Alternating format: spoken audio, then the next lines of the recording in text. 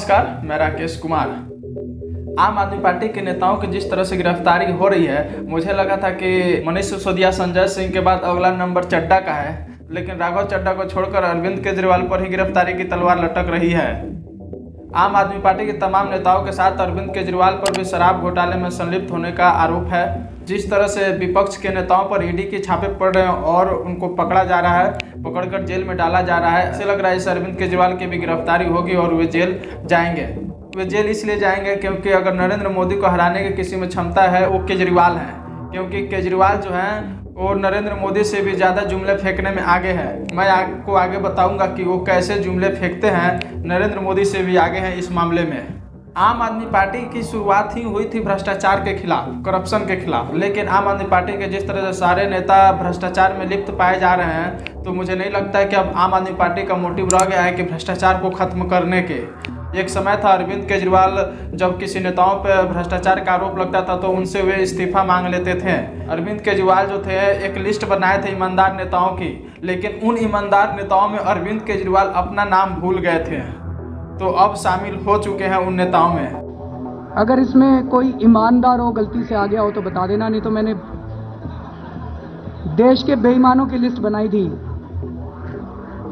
और मैं आपकी सहमति चाहता हूं कि, और इसके देश की भी सहमति चाहता हूं कि क्या इन लोगों को इस बार हराना चाहिए या इस बार फिर से चुन के इनको संसद में सुरेश कलमाडी हराना चाहिए कि नहीं हराना चाहिए?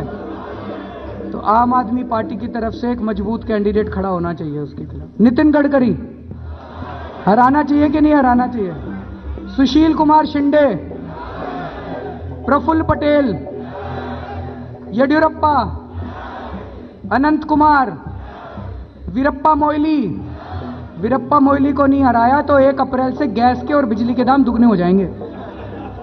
HD कुमारस्वामी, चिदम्बरम साहब, अलगिरी, कनिमोई, GK वासन। अरविंद केजरीवाल ने जितने ईमानदार नेताओं के नाम बोले हैं, उन नेताओं में अधिकतर नेता हुए हैं जिन पर सिर्फ आरोप लगा हुआ था भ्रष्टाचार का, वे जेल नहीं गए हैं। लेकिन आम आदमी पार्टी के बहुत सारे नेता जेल जा चुके हो, मनीष सिसोदिया हो, सोमनाथ भारती हो, संजय सिंह हो, संदीप कुमार हो, इन तमाम नेता जेल जा चुके हैं। आम आदमी पार्टी पे शराब घोटाले की आरोप लगी है। आरोप ये लगा है कि आम आदमी पार्टी ने 350 करोड़ से ज़्यादा रुपए का घोटाला किया है। उसी मामले में मनीष सिसोदिया जेल में है, संजय सिंह जेल में है। जांच कमेटी के अधिकारी ने बताया कि दिनेश अरोड़ा जो एक बहुत बड़े शराब कारोबारी हैं, उन्होंने नई शराब नीति को लेकर संजय सिंह से मिले थे, तो वे संजय सिंह जो थे वो मनीष सिसोदिया को मिलाए थे और मनीष सिसोदिया जो थे वो दिनेश अरोड़ा को अरविंद केजरीवाल से मिलाए थे। तब जाकर नई शराब नीति लागू हुई थी।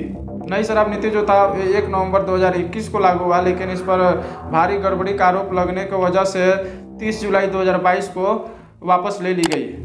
कट्टर ईमानदार, कट्टर देशभक्त अरविंद केजरीवाल जो खुद को बताते हैं, शराब घोटाला के बाद एक और घोटाला सामने आया हुआ है, मोहल्ला क्लिनिक में घोटाला। दारू के बाद दवा घोटाला हुआ है, दिल्ली सरकार जो कट्टर ईमानदार लोग किए हुए हैं, जिसमें बताया जा रहा है कि फर्जी मरीज को फर्जी टेस्ट लिखे गए हैं और जो फर्जी जो लैब हैं उनको पेमेंट कर दिया गया है। हालांकि इसका जांच CBI करेगी।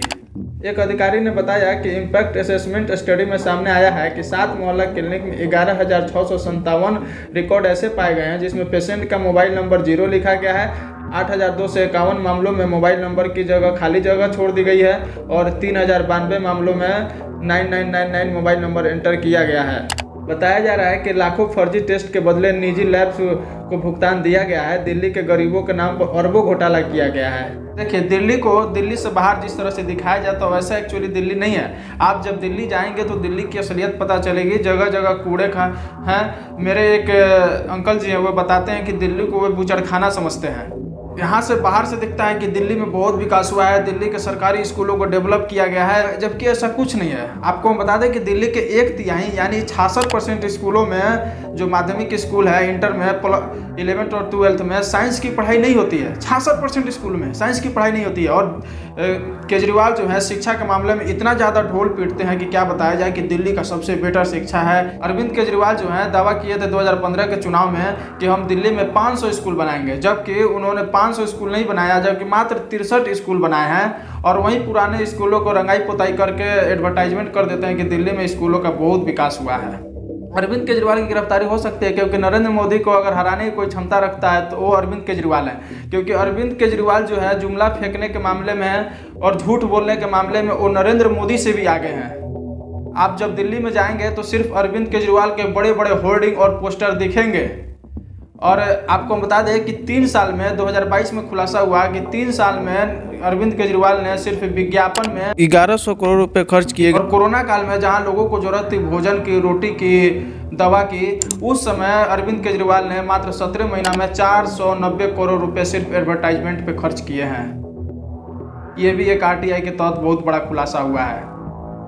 आपको दूर से दिखेगा कि दिल्ली में बहुत विकास हुआ है, क्योंकि दूर का ढोल सुहाना लगता है। लेकिन अब जब आपको सच्चाई पता चल रहा है तो अब आप तय कर सकते हैं कि अरविंद केजरीवाल का जो है विकास कितना खोखला है। शिक्षा का हो, फिर स्वास्थ्य का हो, किसी भी मामले में आप देख सकते हैं।